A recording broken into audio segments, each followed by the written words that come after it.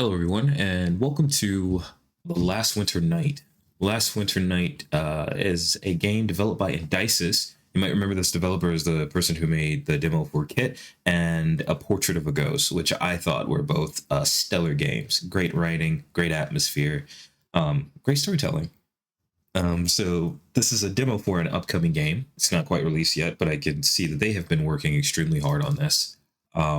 And have been, really excited about its release and everything. You can tell this developer really cares about their games. So, I'm gonna chat. I'm a couple of days late, but I'm gonna check the demo out now. So let's get into it. As you can see, this beautiful logo they've made here. I like that. I like that a lot. Click on the objects to interact with them, or mouse over and press enter. Oh, oh, okay. Has your journey been long? Click on highlighted words. But at last you're here where you belong. It's good to see you again. Ooh. Also, I'm actually not sure who... Oh, let me go to the credits real quick. I just want to see who does the music, like if the developer does the music themselves, because the music has always been pretty stellar. Special game music and art. Wow. Wow. I didn't know. That's impressive. Okay. Anyway, start. They do the music too. Lost Soul. Wandering through mist and snow. Do you feel the touch of iron cold?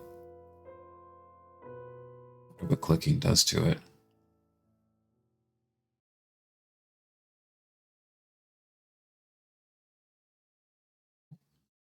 I'm sorry, I was used to it starting by itself.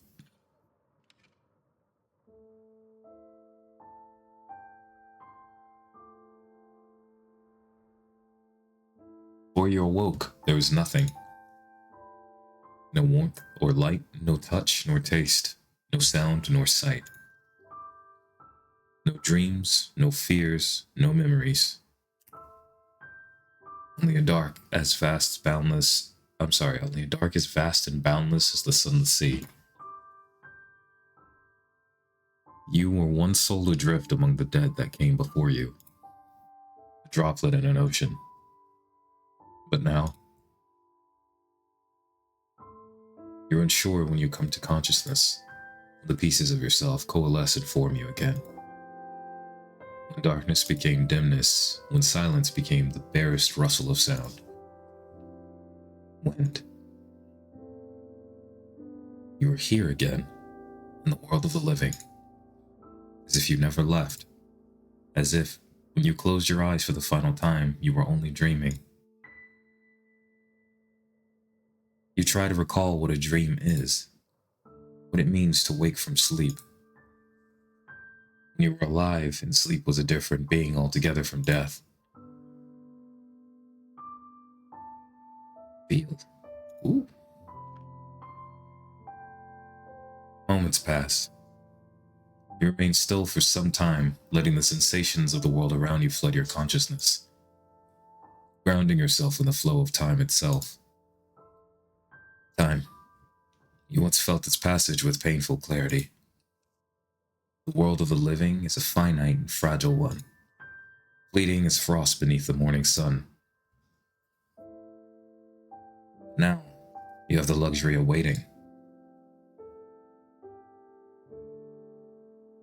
Something falls gently around you. Snow. You form the word in your mind, feel its shape with your consciousness. Soft, white, cold. You shiver out of instinct. Something metallic clings and rattles as you do. But the bite of cold never comes. Listen. Thank you, Navi. The roar of the wind, the creaking of iron, the song of a place abandoned by time. If solitude had a sound, would this be its melody?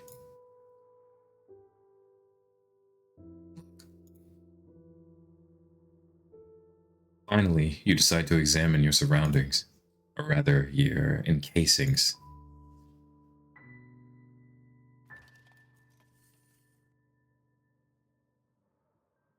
Ooh. I gotta be sure to remember that I can click on things like this and not just advance by clicking around. You try to move your fingers and something metallic clicks in response. Steel gauntlet follows your command, clinking softly as you twist and turn. This gauntlet and vambrace are hollow. No flesh is encased beneath them, not even bone. Yet, as you bend your arm, the counter and pauldron move to your command. The rings of an iron huber clatter against the empty cuirass of your torso. You know that once, long before the currents of the sunless sea took all memory from you, you had flesh. You lived and breathed.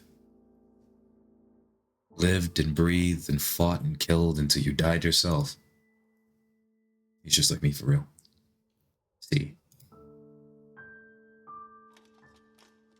Gingerly, you reach for your visor and crack it open and closed until your vision settles into focus.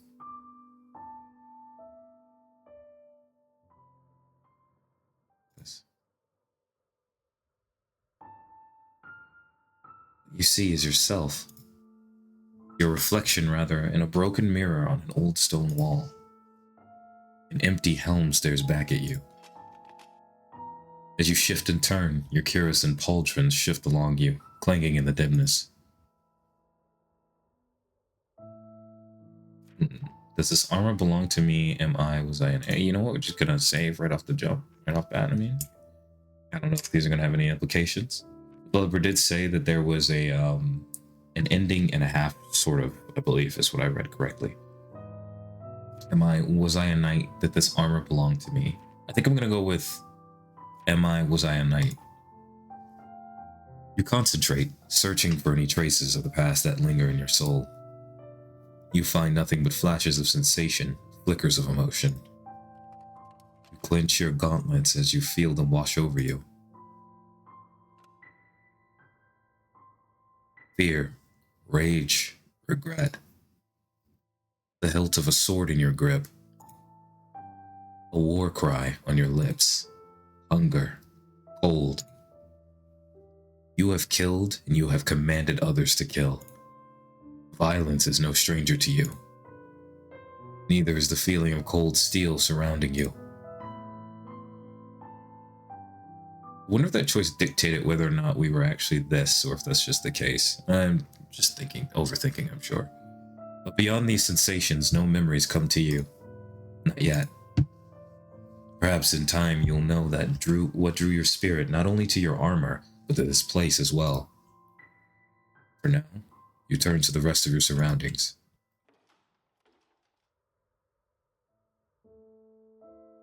Objects will not yield all their secrets upon a single look. Try examining them more than once to reveal more insights.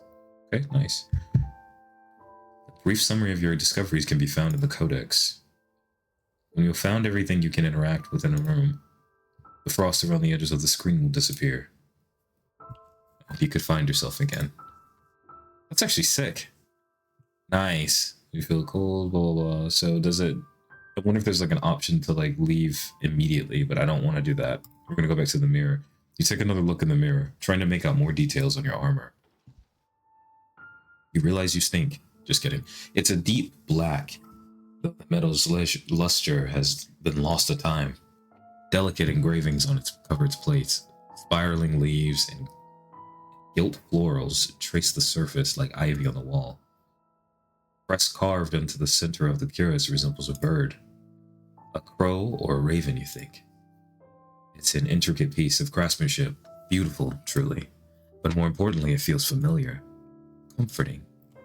Wearing it makes you feel less like a spirit and more like you, whoever you are. Plate armor is already expensive, you think.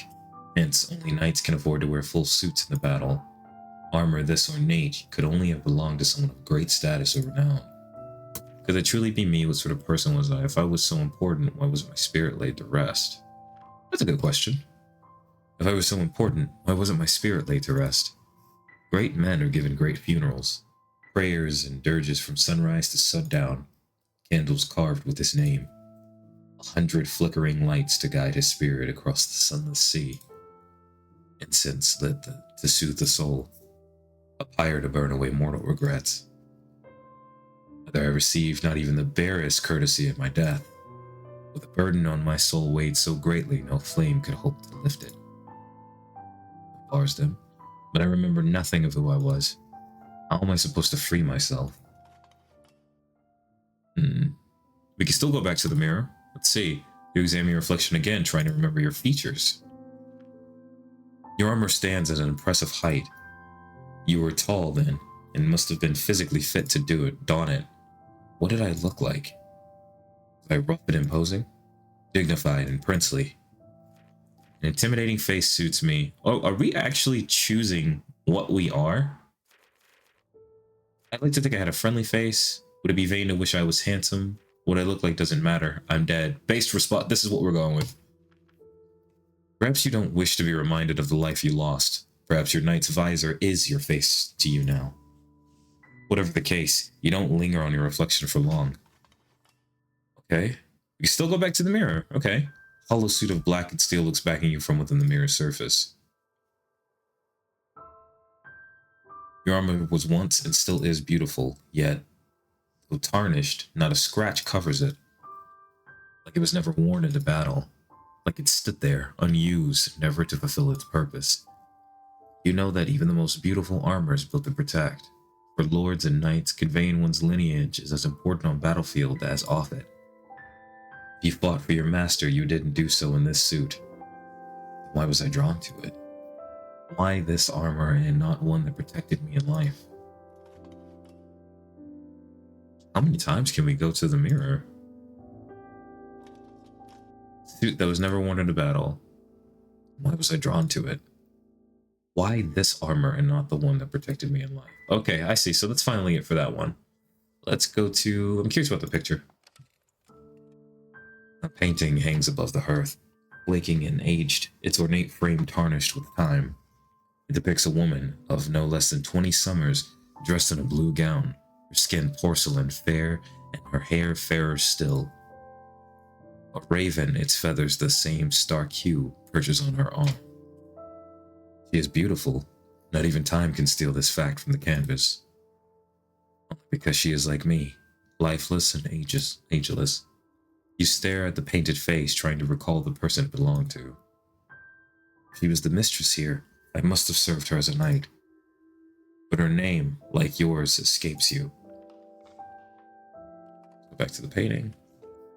The barest flicker of a familiarity registers as you gaze at the portrait's flaking blue eyes. Perhaps this image isn't true to life. The artist could have painted her younger or fairer than she was in reality.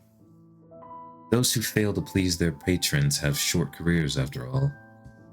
Perhaps that's I who don't recognize her, perhaps I cared little for my liege. We're gonna go with the first one. Perhaps that's why I don't recognize her. You like to imagine you are a loyal knight, loyal enough to remember your oath on the person you swore it to. But what happened to her? The canvas yields no answers. More! Painting of whom you presume to be the lady of the castle. For a woman to inherit, she must have had no brothers or close male relatives. None with a strong claim, anyhow. Perhaps some were unhappy about that, perhaps some tried unjustly to take advantage of her. I'm gonna go with the first one, perhaps some were unhappy about that. The mighty feuding with their rivals is a tale as old as night shift itself. The strong and resourceful prevail. The weak bend. You briefly scan the room around you. It doesn't look like she was able to protect this place, was she? The wind outside seems to howl in agreement. We got one more. Painting will be visible, Lady of the Castle. She must have been, okay, so it just says the same thing there, so we're done with that. Let's go with the windows. Broken windows gape like an open jaw, drawing icy breaths of wind into the wide stone room. Shards of glass float to the floor like its revenant's teeth buried under soft white mounds of snow. The winter storm gathers and grows. You You'll have difficulty traversing it, should you even find a way outside. Well, there's plenty more to explore here anyway. Step toward the window to stand a while at this threshold. Oh, okay, he actually does go to it. I thought it was going to repeat what it said before, so I was... The world outside is a blur of white and dark that stretches as far as you can see. A pale moon shines in a pitch black sky. A lonely thing, further than you could ever hope to reach. The world of the living is beautiful. It's just as empty as the sunless sea. Do I want to be emo? This does reflect me.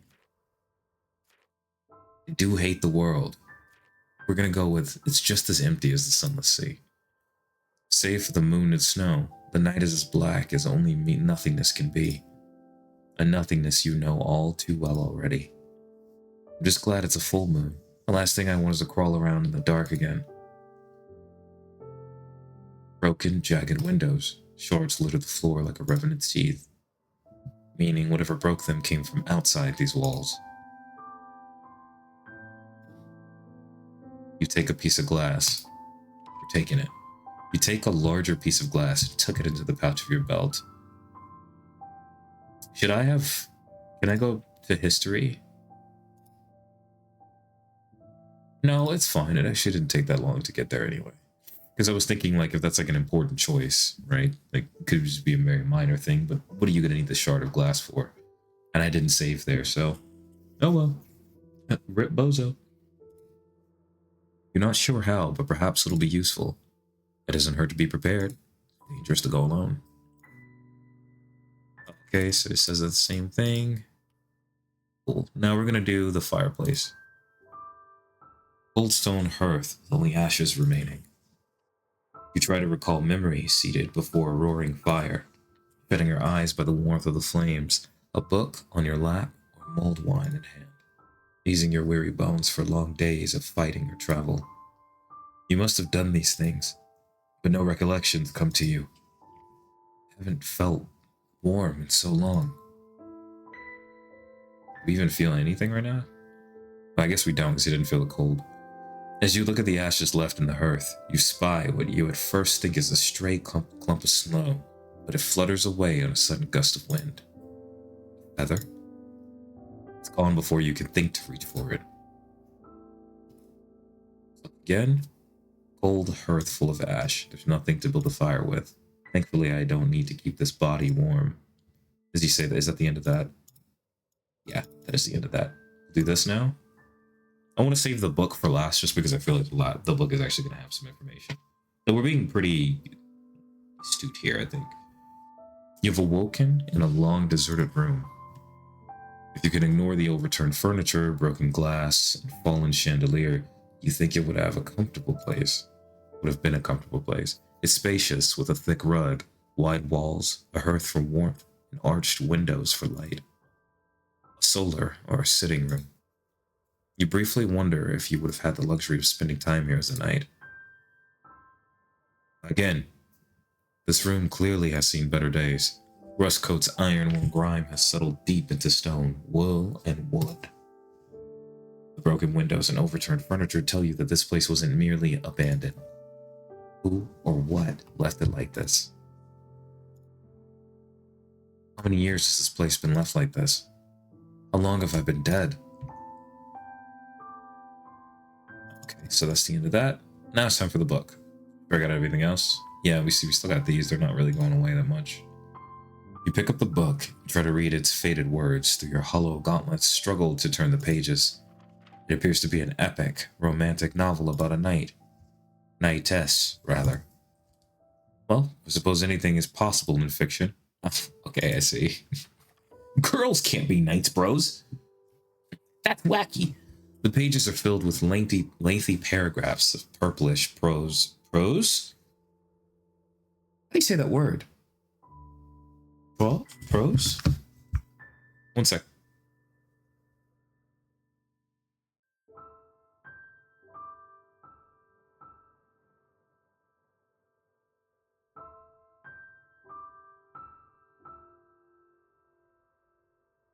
Literally, it's just prose, at least according to Google. The pages are filled with lengthy paragraphs of purplish prose that spend too long describing the main character's musings, the scenery, and the main character's musings about the scenery. You feel safe in assuming this hefty volume did not belong to you. Sorry, sometimes I get a little bit confused with words because, like I said, the developer is so good at writing a lot of stuff, right? Very artistic person. I really appreciate them. And man, they'll be using words that like you hear, but you never see spelled out. So I kind of get like just lost suddenly in that, and I have to go look something up. I'm like, what? Maribel then looked into the shining, ocean-like pools of his azure blue eyes.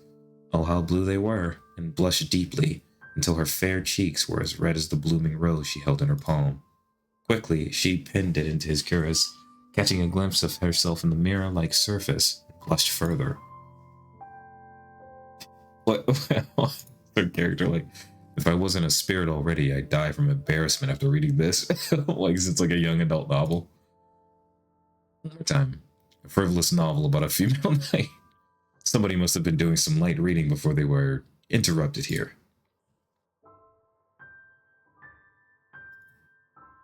But they said the frost would disappear with everything. Is there something else I'm missing? Can we leave?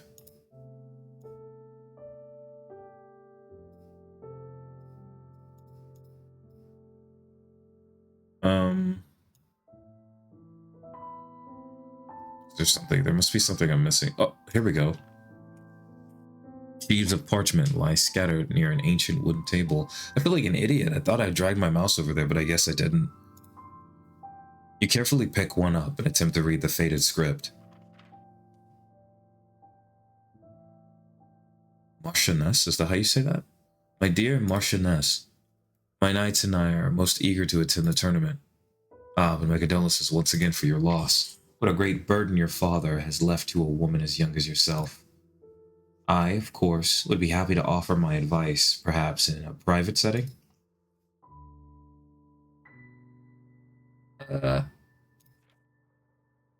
letters continue in a similar fashion, mentioning a tournament, the death of the recipient's father, and promises of courtship or counsel. The words choke with flattery and veiled condescension. Each one is addressed to a marchioness. Is that a French word? You assume this must be the woman in the portrait.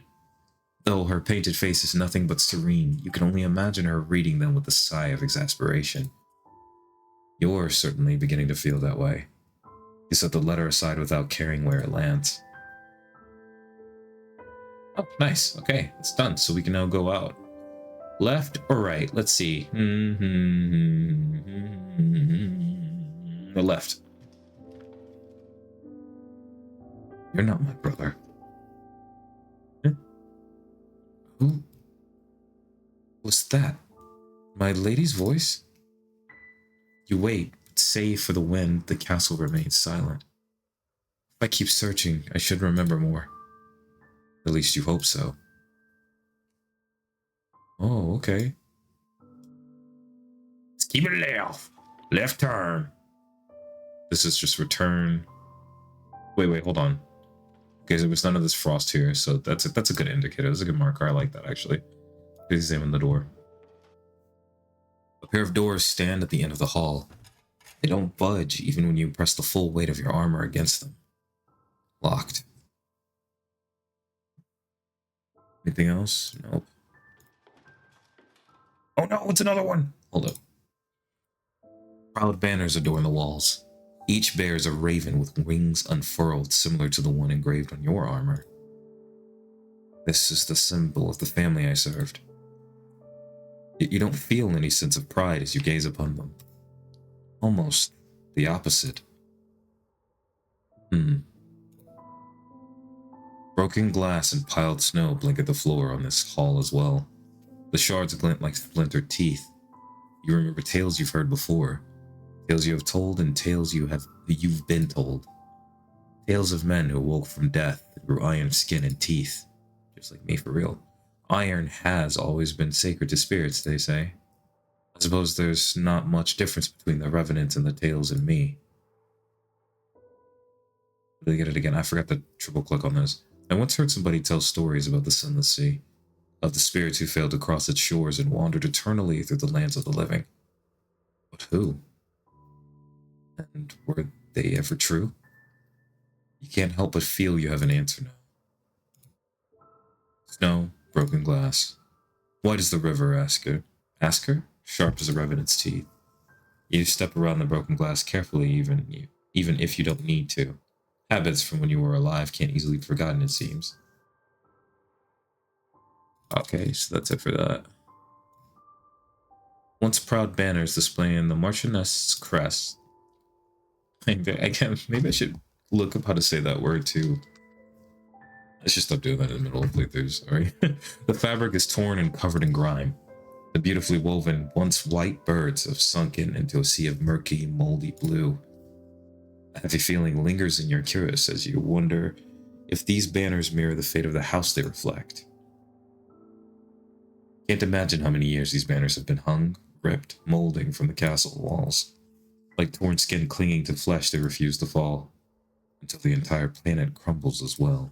We know about planets? We don't believe in flat Earth at this time? You can't imagine how many years? Okay, gotcha.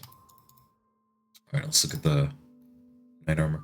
A rusted suit of armor donning a fading blue surcoat surveys the hall. It's impressive, but dated, and doesn't hold a candle to the fine craftsmanship of your own armor. Hello? You try to call out, and immediately feel foolish. You don't have a body, so naturally you have no voice either. What are the chances there's another haunted suit of armor here after all? Wait, we can't talk. That sucks. You tap the suit of armor's visor. No response. No other ghostly knights in this castle then. No, check again. Do we want to continue right here? Yeah, we'll just keep going. It's just what's close. Oh, just kidding. There's another thing right here. Can I go back real quick? Oh, I just want to see something. Oh, okay. So we've got a lot of places to explore. Okay, let's just continue on with this. Start from the left. It's a wooden rack for holding weapons. A pair of training staves lean against the forlornly,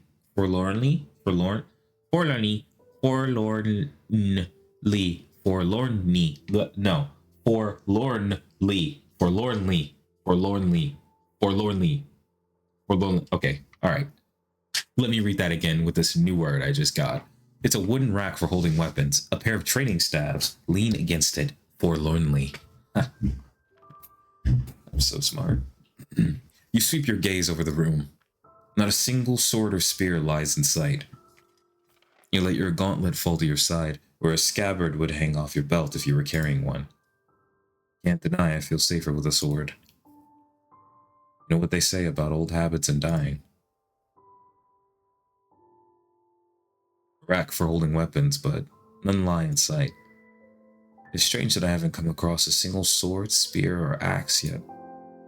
Not even a decorative one. Taken by thieves, most likely. Skyrim plunderers. Staring longingly at the empty weapons rack isn't going to make a sword manifest, you tell yourself. Alright, next. It's a storage room filled with a few empty crates and shelves. Dust coats the surface of old wood and moth-eaten fabric, thick as frost untouched by the sun. Thin, moon-white cobwebs fill every corner and crevice. Against the far wall, you see a rickety shelf laden with blankets, horseshoes, and other riding equipment. You even spy what looks like a tournament barding bearing a unicorn-shaped crest, likely the personal symbol of whatever knight this loyal steed once carried. You've seen this crest before, blazoned on a blue standard, fluttering in the field. A satchel with the same crest sits on the top shelf. Find out what it holds?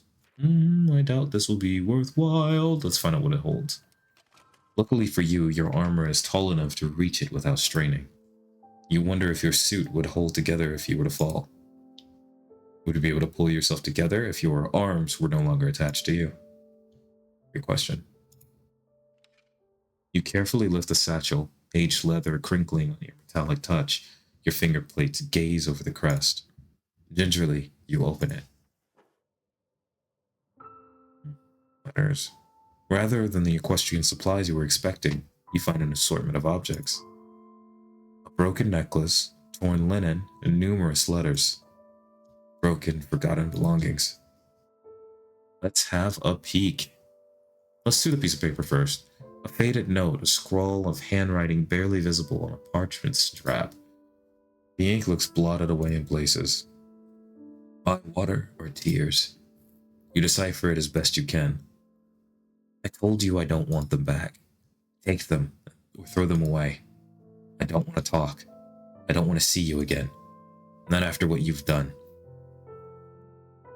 Well, that certainly doesn't bode well for the recipient. A note placed alongside the objects of deep, painful memories, carefully tucked away. That means the recipient of this note couldn't bear to look at them. The recipient don't wanted to forget them.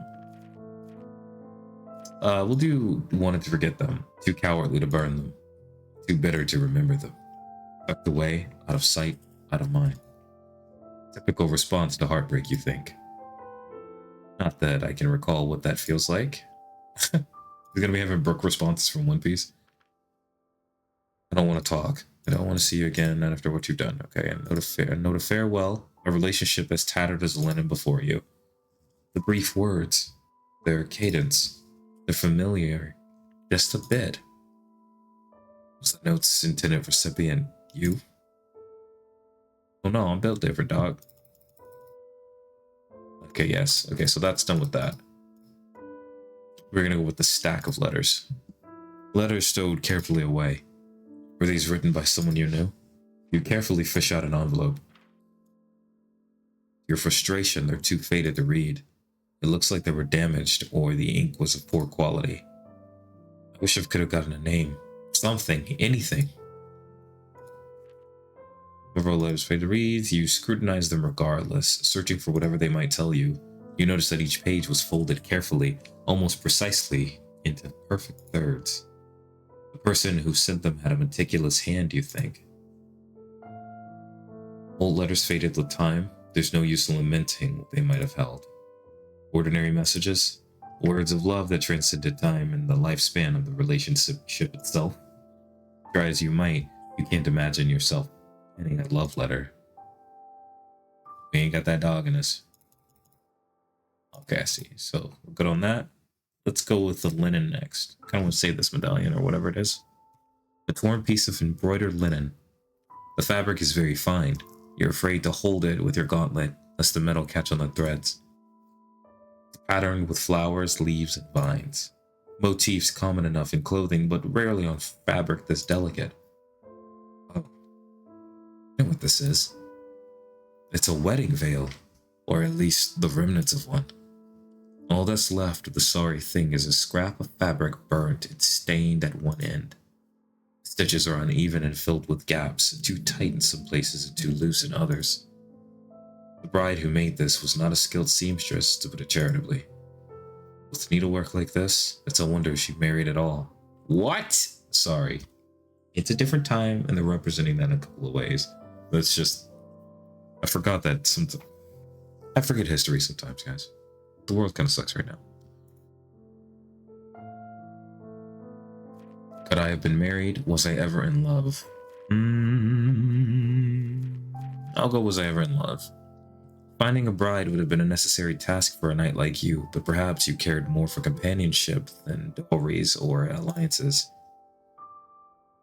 But if you were, what does it mean that you don't remember who she was? Your supposed partner for life. Well, to be fair, you woke up in a suit of armor. I think it's okay if you don't remember. Or maybe they're just saying that love wasn't as important. Torn veil, stained and burned. You recall that a veil is traditionally saved and reused as a swaddling linen. In its current state, you imagine this one was certainly used for something. Whether it was burnt by accident and rescued, or it was ruined on purpose. Happy.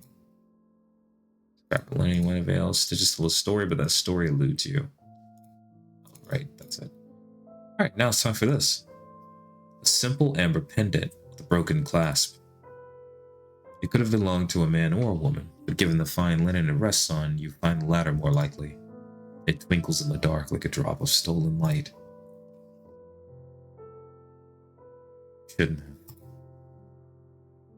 Think of it as an early wedding gift. Come on, try it on.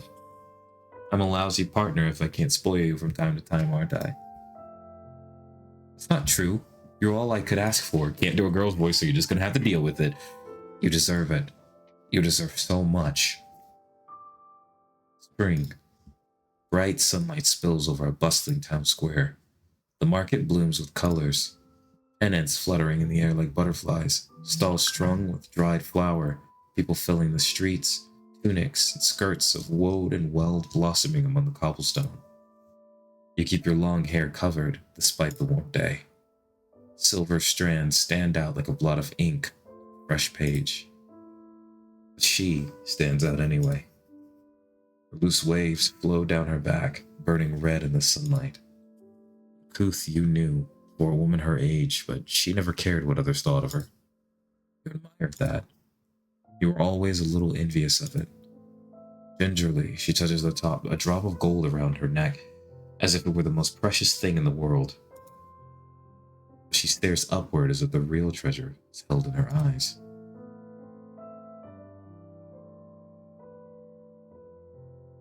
Okay, so we're not really touching anything, we're just looking at the picture. Very nice, very nice.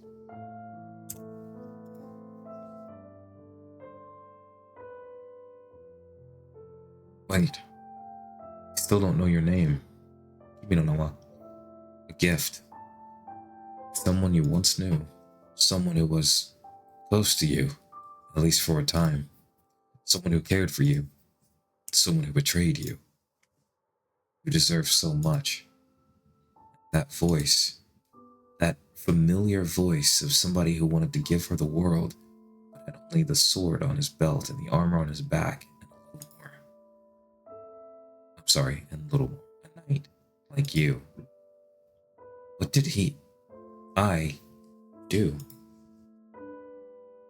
Oh, I guess that's it. Let's close that bad boy. We still look at this. Supplies for the steed you must have owned, and a satchel with things that belonged to someone you must have known. Open the satchel, well, we can leave it now. Dusty objects will help you remember her, or yourself, you think. Nothing over here, nothing here, and now I guess we go here. What looks like a hatch lies on the side of the room.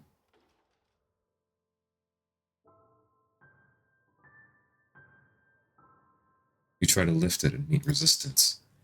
Your hollow arms clang in unison with the metallic screeching of the hinges as you strain to open it. It swings open to reveal pitch darkness. I shouldn't have expected anything else, should I? Yet something in the dark pulls at your memory. Twisting corridors, tunnels melting into the next. I have to stop right-clicking. A pursuit. Hunters cornering prey. But was I the one chasing or being pursued? My voice will stop sounding like this. I sort of got a throat thing. Sorry. All you know is that some piece to the answers you seek lies down here. Do I want to go to this right now, then? No, I'm sure that it's not something that, like I'd be hard locked in, like I'd be able to go back, right? This seems a little free roam, so I'm kind of with it. We can't see anything else. No matter how desperate you are for answers, it certainly wouldn't be wise to traverse these tunnels unprepared. I need light. I won't go into the dark. Never. I need a way to mark the trail as well. Okay. The tunnels are as twisting as I remember. I don't fancy becoming lost down there. You decide to step away from the hatch for now. Surely the answers you seek will wait for you. Oh, so wait, what happens if you just straight up try to click down? Will you do the same thing? Let's see. Curiosity swallows sense as you descend into the darkness. Your sabatons clang on the steps, echoing into lightless, soulless, unending, dark. Uh-oh, dark. Uh-oh, it's twisting. Blacker than the sunless sea. Blacker than that place where you were nothing. You clamber out of the dark and nearly tumble onto the dusty floor. I can't go further without a light. I can't. This this is 1,000 times worse than the fear I held when I was alive. The sun would always rise again, no matter how many nights I could not sleep. There was no sunrise on the sunless sea. You give the hatch door a push, letting it fall closed, and shakily step away. Your answers will have to wait. Till I have light and a way to leave a trail. Tunnels are as twisting as I remember. Yeah. Okay, so we're good. We could still save there. That was good too. Very creepy. That's another thing I noticed in these games. They just have a great way of making you feel uneasy in situations that you wouldn't think would be like, scary. And I like that about this dev too. Enough dev glazing. Maybe a young girl, but she isn't blind. You see? The North needs someone like you. Oh, wait. Is he... Oh yeah, we're right out here. That's what that is. Okay, so now we come back and we go to the right this time. Let's have a look. Not that way, let's look at this. You spy the remnants of a tapestry clinging to the wall. A knight on horseback charges at a giant thing tied down by chains. A unicorn. Bolts stick out of its back. Or dragon, actually. The lone rider is flanked by knights of different colors bearing shields and spears. Revenants. You said this wouldn't be a scary story. What's this? Are you afraid of a simple tale? Revenant. The size of men, not whatever this is supposed to be. No, tapestries often commemorate great events, battles, victories. Perhaps the beast here was a metaphorical one. A great nation, an enemy army, a tyrant. Nothing more. Do I want to take this one or this one? We'll go right. I've been hitting that left turn this whole time. Oh, this one's like huge, so there's like nothing over here, I guess. Oh, we have to hit this first. Gotcha. It's too dark to see anything. Maybe if I could light these candles. Okay, so we're just gonna back up. Oh, it literally has a candle right here above. Sikta. Moonlight filters softly through a stained glass window. You recognize the scene depicted in colored glass. A scene from the Tales of the Mist. It's the hero Tristram, lantern and sword in hand, preparing to slay the Revenant that terrorized its people. The story isn't a happy one. It's a tale of sacrifice and folly. Tristram. Why is that name familiar? Well, the tale was a popular one, and the name was common enough when I was alive. But you can't help but feel there's more to it than that. Let's keep looking then. Stained glass window above you depicts a scene from an old tale. The tale of a king who sacrificed everything in atonement for his bride. Tristram. It aptly means sorrow. Bestowed upon newborn boys in the hopes they'll lead humble lives, or on the unlucky number who survived their births while their mothers did not. The hero Tristram, brandishing a sword and lantern, forever prepares for battle within the Revenant in the stained glass above you.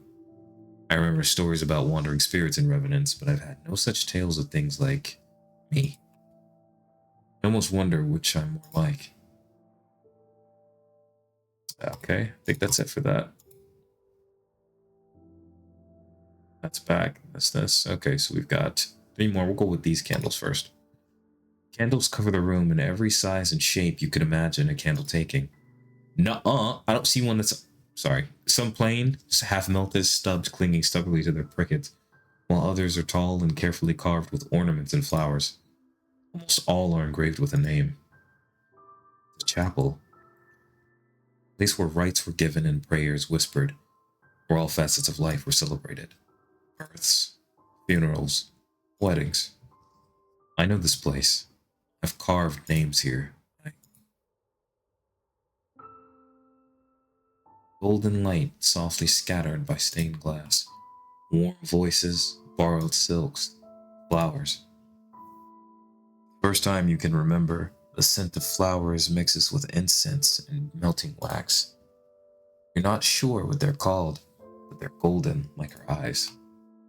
Gold like the thin band you carry that glints like a ring of sunlight.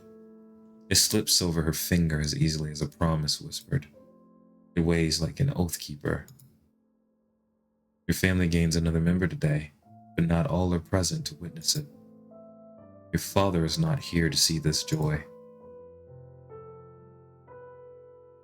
Your heart is so light you almost don't notice it.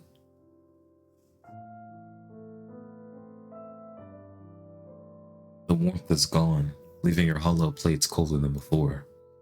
As the tender memory ebbs away, a trace of bitterness takes its place. Woman in a veil. Stop right-clicking. That vision. You try to remember warmth. You try to conjure the smell of incense and the glow of flickering candles again. Your steel shell remains cold.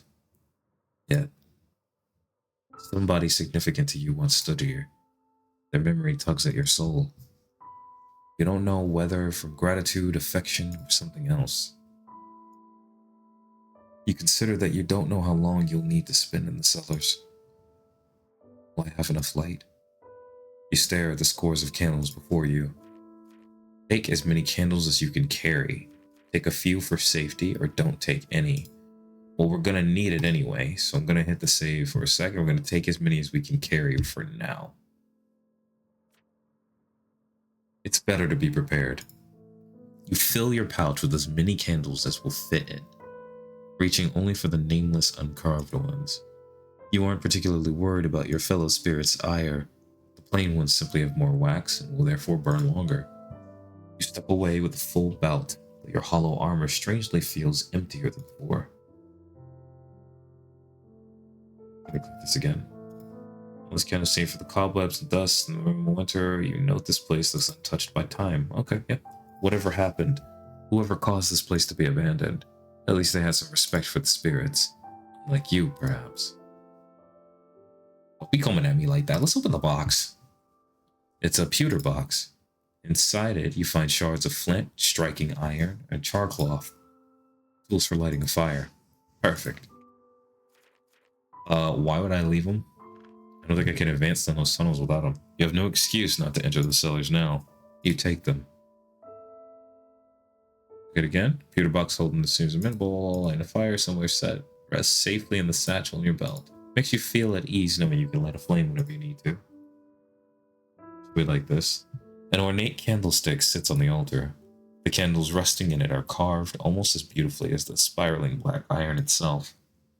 These candles would have been lit as offerings to the spirits, both to guide them to rest and to ask for guidance in return. Now it can indeed guide a spirit. Mine, through the cellars. You strike the flint with the spark until the spark catches, and like the 3 long candles standing in the candelabra. Candelabra, I think is what it said.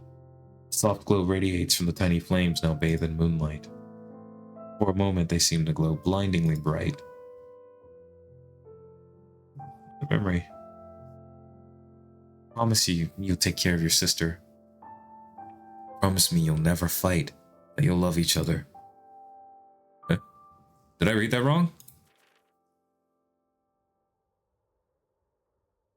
No, I didn't. Spare our daughter, please. I beg of you, she's done no wrong. Something dark has been going on here. Those voices, I don't recognize them. That must have been in the past. But why did that feel like less like a memory and more like a dream? You toss your helmet and gorg it as if you were shaking your head, and take the candlestick. You can sort out riddles later. That's everything there. Now we go in here. Let us light this. Carefully take your candlestick and bring it to the tall. I just like this word. It's so cool. Candelabra. Candelabra. Setting each wick a light flame. That's better. All right. Ooh, snazzy bastard. The painting of a man with white hair and beard, dressed in fine furs and jewels. There's a clear resemblance between him and the portrait of the woman in the solar. His painted eyes stare down at you in stoic contempt.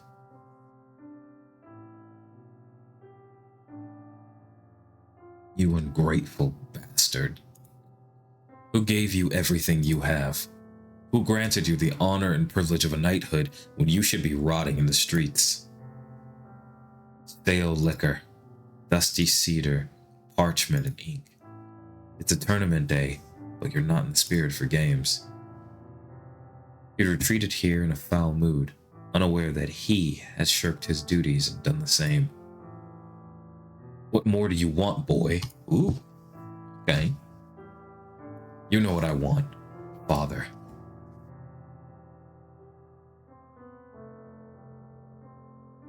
I remember him. This man was my father. The master of the castle was my father. Yet his daughter succeeded him while I became nothing more than a knight. And even that was a privilege he deemed me unworthy of. What did I want from him?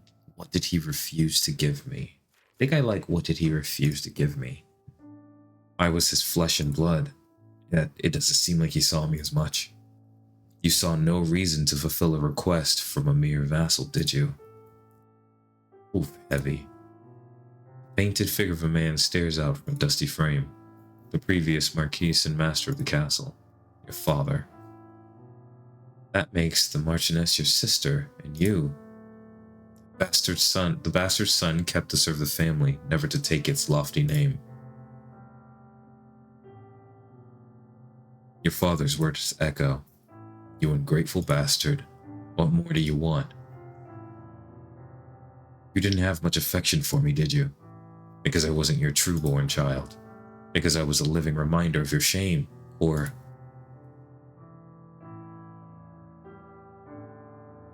Father's words echo. Okay, so it seems like it's the same thing. Yeah, okay. Get these books. We're gonna go with the books, and then this stuff on the desk. I feel it'll be a better order. Shelves of books and records on what looks like a variety of subjects. You walk over and examine the spines until you spot one that bears the same emblem on your armor. A raven with wings extended like a leaf. Ancestry of the House of Winter. That must be the family name of the Marchioness. House of Winter. Was House of Winter in Kit? Navigating the pages isn't easy with metal fingers, but you manage, flipping through decades, if not centuries, of names, dates, and facts until you land on the most recent entry. Year 228. On the second day of the second month, a daughter is born to the Marquess Sigmund and Lady Vivian, and given the name Sieglind. Sieglind. Cool. 5 days later, Lady Vivian perishes. That's pretty heavy. 18. When she turns 18. Okay, so year 246. On the 17th day of the second month, Lord Sigmund perishes after many months of illness. Lady Sieglind is named his successor and bestowed the title of Marchioness. Sieglind von Winter, my sister. So you were 18 years old when our father croaked. This Marchioness and the one in the painting are the same, and the lady I served was barely more than a child. Sigmund. Father. You flip back through earlier entries. There's no mention of a son. So I was kept around, but my mother and I weren't important enough to be included in the record, even as a footnote. As if they were ashamed I existed. You close the book with a sinking feeling in your curious. It's so heavy. You pursued the titles. Though several of the topics look interesting, you're not sure they'll help you remember anything about yourself. Yet, you can imagine running your fingers along the grooves of the spine, as if you've done so many times before. Review the family record or leave. I want to look at the family record. Oh, is this just going to give us the same thing? Interestingly, both wife and husband died on the same day, years apart. I wonder if the lady of the house was anything like the master. The words on the page offer no insight on your relationship with the people they describe. I guess that's pretty much it then, right? Because it'll just do that, yeah. Alright, the stack or the maps? Here we go to the stack. Stack of papers sits on the desk. You look through them and find names, figures, and numbers. They're fiscal documents. Little of this looks legible, though. They're stained and faded. On one of the better preserved pages is a roster of knights listed in order of rank, along with their respective fiefs and incomes. This many knights? What a wealthy master we shared. If conflict were imminent, however, that would make plenty of sense. One knight whose name you cannot make out is listed at the bottom. Whoever he was, he had far lower earnings than the rest. Probably me. Is my name on this ledger? One of these knights be me? You read off the list of legible names to yourself, but none feel like they belong to you. Sir Dithard, Sir Xavier, Sir Robin. Well, even if I could learn my name here, knowing that what my fiefdom earned in a year doesn't seem like helpful information to me now. Assuming my master had even granted me one. I have absolutely no desire to dig through tax documents right now. Based. Let's go to the map. A faded map lies on the desk. It depicts two territories at its center, divided by a great river. Stara and Leifster. Oh, it says it right there. Leifstrasir? Is that how to say that? Leifstrasir and Astara. Okay. Those names I recognize. Let's go with Astara first. Astara. The kingdom across the river. Vengeance. Snow. Blood. Smoke. Screams. Beyond that, I don't remember. Look at it again. Stara, did we vanquish them, or did they vanquish us? Stara, did we vanquish them? Okay, so there was only two for that one. Okay. Leif. Thrasir. The kingdom of silver north and golden south. Sunsets over endless fields. Birch forests turning pale gold with autumn's chill. The white river, Asker gleaming with ice. Pale crests of waves breaking on the boreal sea. Skyridge peaks scraping a frost-blue horizon. Place I forgot with... Oh, sorry, I fought for with tooth and nail. My brain went red fa and 4 and immediately just went to forgot for some reason. Was that really it for this? Oh, that was nice though. Oh! Behind the map, you find a note. My lady, you made the right decision. The Lion's Den is too dangerous for a young girl like you. You can rely on me to handle the peace talks. Glad you understand why sending Sir Tristan would be imprudent. Ooh, a bastard has no place rubbing shoulders with the lords, no matter how decorated. I'm sure I need not remind you what they call him. The Prince Slayer's presence could only give the wrong impression at a peace summit. Just right-clicked again. Nor do the blood-hungry hounds who side with Heimdall need further encouragement. It's probably Heimdall. Please don't worry yourself. Ever your loyal commander, Sir D. Sir D. Prince Slayer. Blood-hungry hounds. I don't need an interpretation for this. Prince Slayer. Prince Slayer. A mere knight dares spill royal blood? Small wonder this Sir Tristan must be shunned even for a veteran. Would be shunned. It seems he was no champion of peace, but had he some reason for bloodying his hands? Probably us, dog. Tristan. You turn the name over in your mind, repeating its rhythm. Tristan. 2 syllables. Backwards heartbeat. Its cadence is familiar, engraved in your memory like the etchings in your armor. He was a bastard, like you. He was an outcast, like you. Yeah, yeah, you know. You know what it is. Reading it again, I'm aware of what it says. Yeah, I'm aware of what it says. I don't recall anything about the Commander D who wrote this. Heimdall, on the other hand. Feel your gauntlets clench in tension.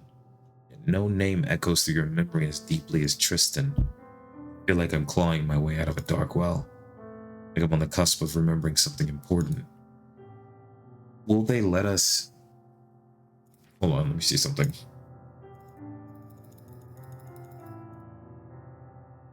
Because maybe we could get the other thing too, like the other option.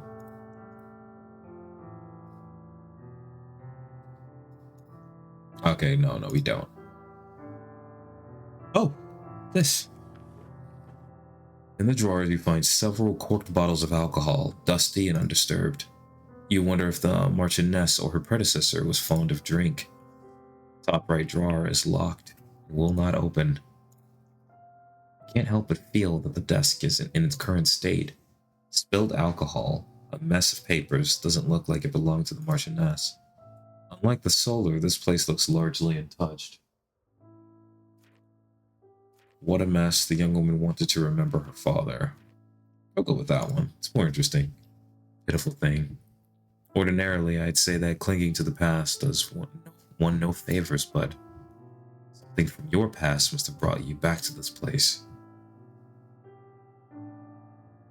Bounties of murky amber liquid fill the bottom drawers.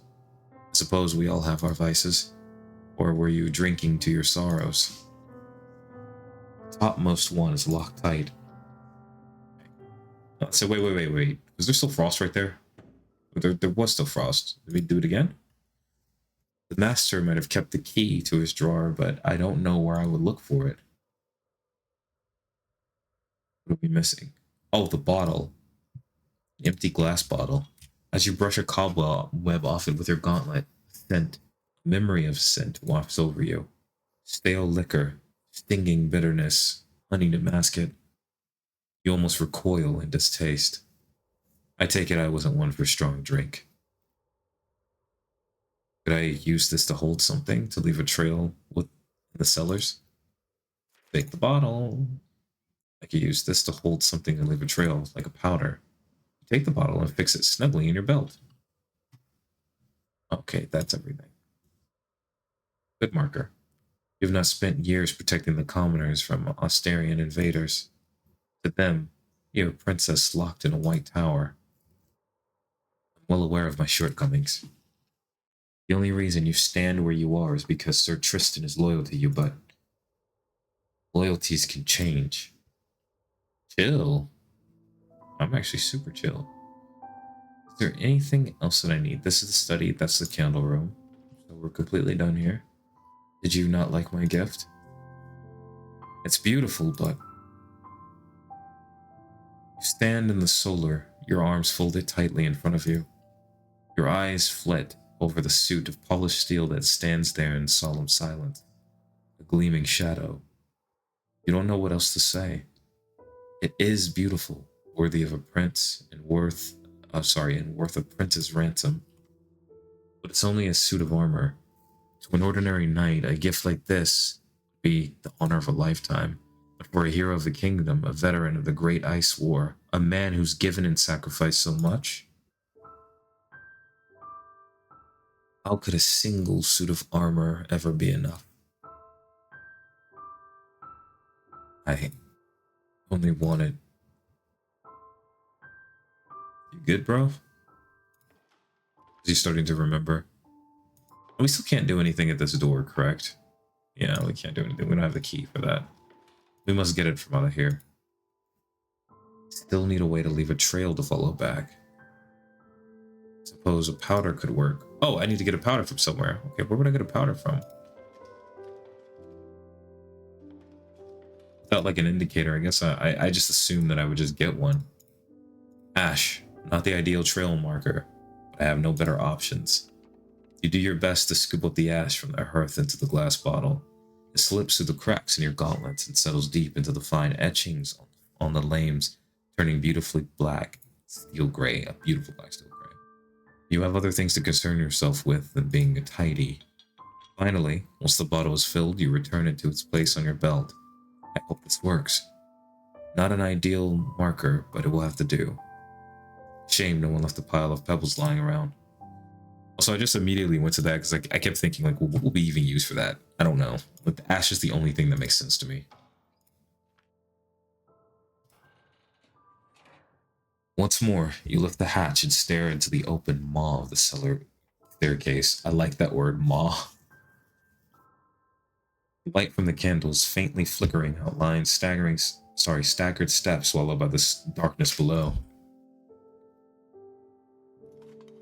You stare into the blackness, one gauntlet gripped on your candlestick, the other reaffirming the bottle in your belt sits snug. It's now or never.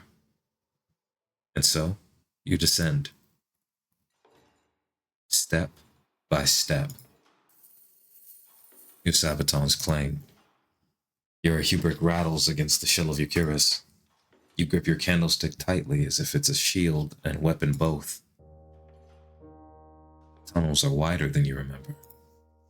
Wider than the oppressive twisting stone you imagined. There's simple room above your helm and around you, so much that your candlelight barely reaches the walls on the other side. I'm sorry, there's ample, not simple. There's a lot of room around you. There's no sound but the ringing of steel against steel as you step onwards. The shaking of your heel break clank within your hollow cuirass echoes like a heartbeat. Finally, up ahead, you come across a fork in the path. Let us hit that save. Shave. Number 4. I think I want to sit. It's not like we're rushed or anything, right? So I'm just going to sit here and search our memories. What path did you take so many years ago? You were following the lantern light of somebody. Somebody you held on to tightly. Or were they holding on to you? This or that? Right. So going right is the correct way. We already saved, so we're going to go left.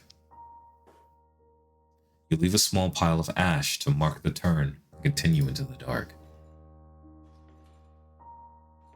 Every stone upon every wall looks the same. You begin counting your steps down the hall, but lose track around the 49th and don't remember starting again. You grip the candlestick light tightly all the while. It surprises you how crushing the darkness feels. Alone. Your footsteps feel 1,000 times louder than they should be. The metallic clang of your heartbeat claps like thunder. As you approach the end of the hall, paths fork again. Okay, so we can... You know what? I'm glad I saved right there, because I don't think I don't know if I want to just do this to get the dialogue here. But if I go left again, what's going to happen? It'll turn us right back. If you're actually going directionally, you'll just turn right back towards the castle. I'm kind of curious about that, but I'm just going to search our memories right now. You concentrate, but no memories surface. Are you expecting one to? Do you think the past is yours to command? Cool, we'll go left. You make another mark with the ash, then continue down your path. Walls of stone swallow your footsteps as you creep further and further through the throat of cellars. Click, clank. Click, clank. The rhythm of your steps and the hubris against your hollow cuirass draw an old rhyme from the depths of your memory. Police fantasy. Beware the dark, beware the beast, with hollow heart and iron teeth. If thou shalt stray from hearth and keep upon thy blood that revenant face, revenant iron, drawn from the veins of the earth, drawn from the blood of the living, a thing precious to spirits, because we were once human. You continue walking, an old tune turning in your mind, your own shadow, your only companion.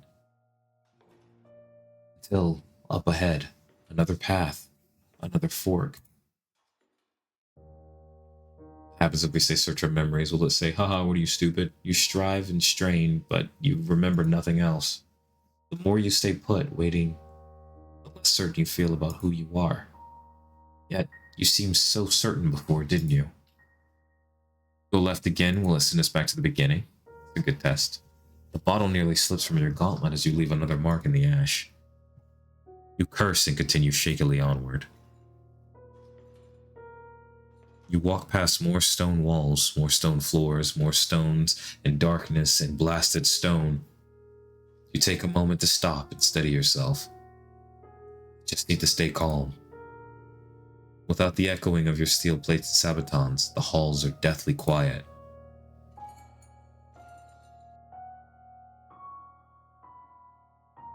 Did I make that sound? You stand still, making sure none of your hinges are loose. Silence surrounds you. Imagine it then.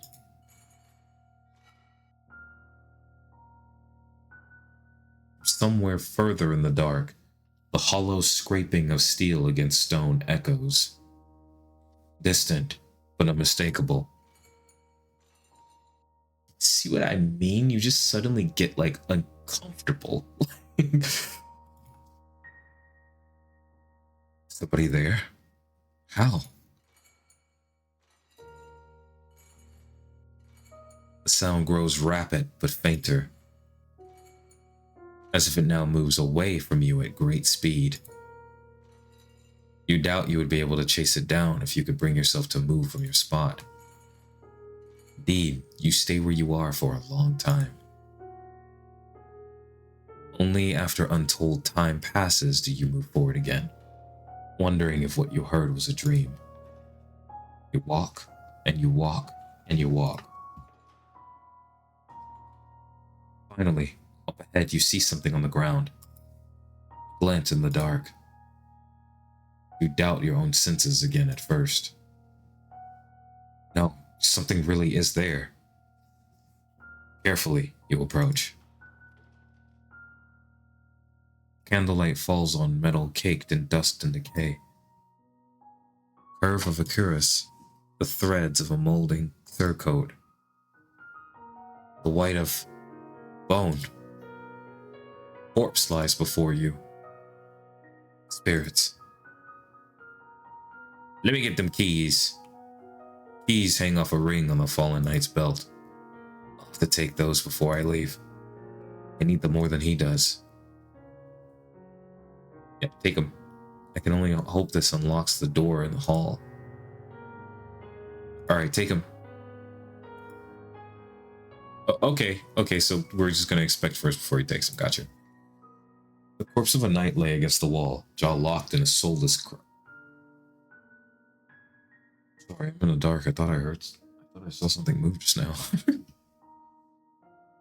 The corpse of a knight lay on the wall. Sorry about that. Jaw locked in a soundless cry. Socket staring eternally upward.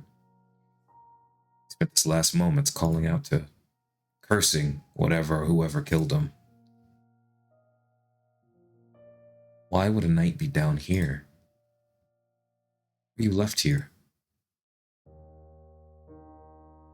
Okay, that was it for that. Medallion in the shape of a raven hangs around the knight's gorget. You note how similar it looks to the one worn by the Marchioness and Marquise in their portraits. Mark of a high ranking. No, the highest ranking given to a knight. It's my own body. Light a candle in respect. How about that? I don't wanna... Yeah, I'm gonna light a candle. It doesn't feel right to leave him like this. You set the candles down and fish through your satchel for a spare. What name do you carve? Does this matter? If I put Tristan... Was that the correct name? Tristram? His name is Tristan, correct? But Tristram is the one from the story. I'll do the one from the story right now and just come back to this if I need to. I did save in front of it after all. No, that's not the commander's name. Oh. So I need to find the commander's name? I can't put Tristan either. That name belongs to someone else. So this is something I need to figure out. Commander D. So we need to go find a D name first. Screw this for a second. I can't actually do this. Can I back out of it? Luffy. It's no good. I don't remember it. Oh. It seems you have no choice but to leave the Dead Knight be. You've been down in the cellars a good while. With candlelight waning, you decide to retreat the way you came. Reach for the keys looped in the knight's belt. Uh-oh. That armor. You. Oh shit, this guy's raging. You dare show yourself again, traitor! I'd scream loud, but my mic actually just doesn't pick that up, so I'm just gonna have to kind of talk. Sorry about that. In another time and place. See, this is what we get for not going the right way. Castle Winter, Leaf, year 308, winter. Grandmother? I brought you some warm milk. You are my heir, Tristram, not a servant. Will you wait until I cross the sunless sea before you act like it? Trying to say, you got that dog in you. The young man wordlessly sets down the steaming cup and retreats from the room. You almost feel a pang of remorse as you hear the door close behind him with a quiet thud. Old age is making you sentimental. Regrets you thought you tossed aside weighed like piled stones. The boy is almost 30, and on the surface, an ideal successor. Level-headed, poised, a seasoned warrior, a skilled diplomat, like you trained him to be. But his heart is fragile, weak. Weak, just like... You sigh and turn toward the painting on the wall. Like him. His portrait has hung on that wall for decades. It was painted from your memories and descriptions. The artist spared no detail but captured his likeness with a melancholy so true to life it stung you. Far from the heroic figure you wanted him remembered as. You dismissed that artist from your court in disgrace and hung the portrait in the privacy of your chambers, safe from the eyes of the world. So, he has kept watch over you, decade after decade, reminding you of your failures. You find yourself speaking to the dead more than the living these days. You dream of the things you'll ask him, explain to him, beg of him, demand from him. Till we meet again beyond the sunless sea, dear brother.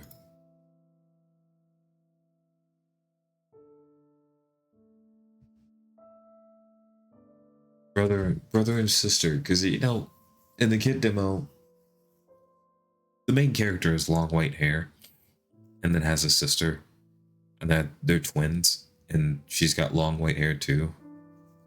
I guess it's just kind of using the same concept or whatever, or using maybe this similar characters with different names and stuff.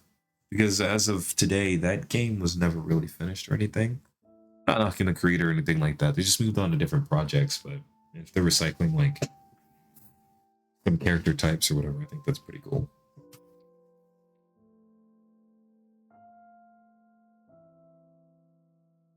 What? Nay, no, hold up.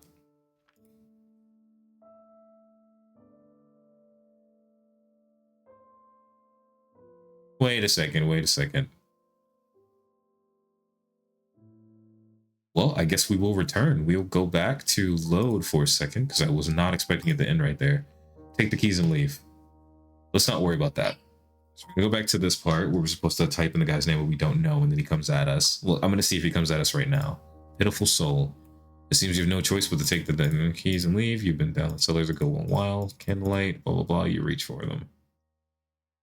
Okay, no, so he still does that. So screw that for a second. Let's go back here and see what happens when we go to the correct area. We'll hit share your memories just to get the dialogue again. Right. Oh, this is another thing that's actually really cool about this developer, or these types of games, because I don't really play these types of games. This is like a newer thing for me this year, right? So every time you've already gone through some dialogue, you can just hit the skip thing and it goes like super fast. And I know that's definitely an old thing that's been happening forever, but for me, I just like that. Like, oh, that's like really nice and very convenient when you want to find all the endings, so you don't have to like sit through everything or go load like one small thing. So anyway, this time we know we're supposed to go right. You leave a small pile of ash to mark the turn, then continue into the dark. Strange how familiar this feels. Not this place, but this darkness. How crushing it is. How alone. Somewhere once I was freezing. I was hurt. I was trying to build a fire, but my fingers were numb. Every shake of your metal heartbeat, you give silent thanks that you no longer feel the cold. The path continues on, stone after stone. Finally, after what could be minutes or hours, you spy another fork in the path. Okay, search your memories here. Hand over the girl. What did you do to father? Answer me. You can hate me all you wish. A young girl cries. A night's resolve. Voices. One of them yours. Left. We will follow the correct path. We will take the right. You make another mark of the ash and continue on your path. Voices whisper at the edges of your mind. A tangle of threads, faded, frayed. You can't make out the words, can't reach through the torn veil of your memories. Half of you wants to scream with the lungs you don't have. The other half wants to turn back and run. Steady. Being down here makes me feel this way. I must be getting closer. You can do nothing but continue, so continue you do. As you walk, the candles you carry seem to flicker, then burn brighter than before. You grip the candlestick tightly and continue on at a cautious pace. Step after step. Finally, up ahead, another turn comes into view. Another fork. Search those memories. Ooh, so I can find out what I do. This time, there's nothing at all. No, wait. You're not my brother. My brother is a hero. Oh, okay. He would never hurt me or betray me like this. Not a hero.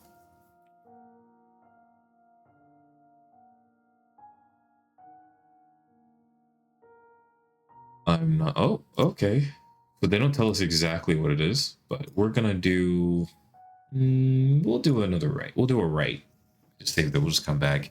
You leave more ash to mark your trail to continue through the tunnels, hoping you picked correctly. You walk for what feels like hours. Every hollow, clanging step reminds you that you are alone. You are alone. My favorite piano song from Final Fantasy IX. Whispers wrap around you like silk, trapping you in their threads. You are alone. You are not alone. Sorry, that's actually the name of the song. There is a You Are Alone, but it's from like How I Met Your Mother, and then You're Not Alone is Final Fantasy. Play both. Voices linger. Memory coalesces. Theirs, yours. They flicker and burn. They wither and choke. Ashes give way to cold and dark. The waves of the sea call. The dead do not belong. You jerk violently as hot wax drip onto your gauntlet, making you flinch as if your skin were flesh and not steel. You fumble and nearly drop the candlestick. Steady, steady. I'm far from the shores of the sea. I'm dead. Nothing can hurt me.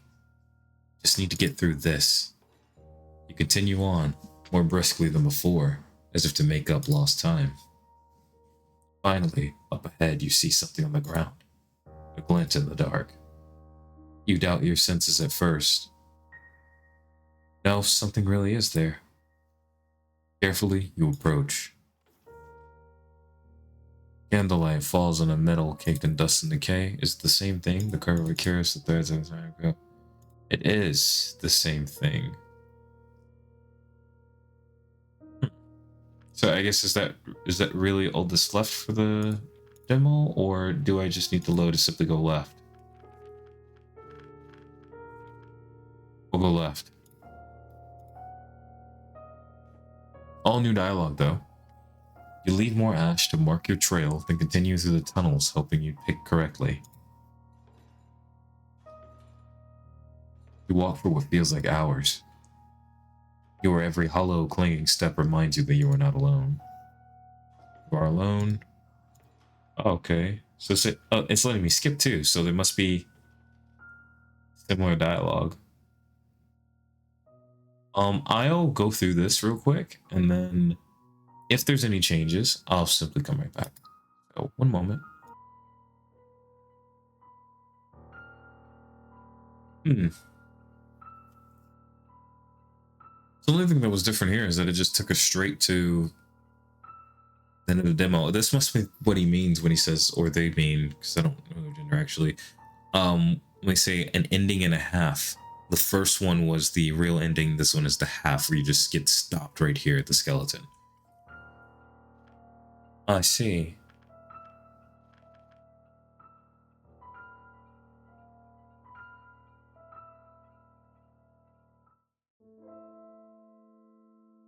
So that was it for the last winter night. The demo was shorter than I thought it was going to be. I'm not going to lie. Great writing as usual. I like the way that we can explore and kind of freely go click around and do stuff like. I really enjoy that. See, the story seems like it's panning out to be pretty great. Even though I kind of feel like I didn't get as many details like I did with the kit demo, though, right? But the kit demo was like really long. And this isn't, the full game's going to be out. I have complete faith in this developer to finish everything. They care so much about their games, and you can just tell how crafted this is. Like, look at this. Look at this. Look at these credits. You're crazy. This is what I sort of learned how to use Unity a little bit, and this was going to be what I was like, because I can play music, I can play piano and guitar and stuff and do art and whatnot, and I was like, oh yeah, I'm totally going to make a video game, and then I just like didn't do it. So this is just impressive to me. Like, it's so cool to see that a developer does the music, art, story, the programming, the GUI, and the sound design. Like, you're kidding right now. But anyway, if you made it this far, thank you for watching. Please go support the developer in any way you can. I will link their Steam, their itch.io, and then their socials in the, well, I still can't do descriptions yet because I'm not really verified, but I can put it in the comments. Can't even pin the comments yet. I'll put those down below. So, thank you for joining me, and I hope to see you in the next one. Adios.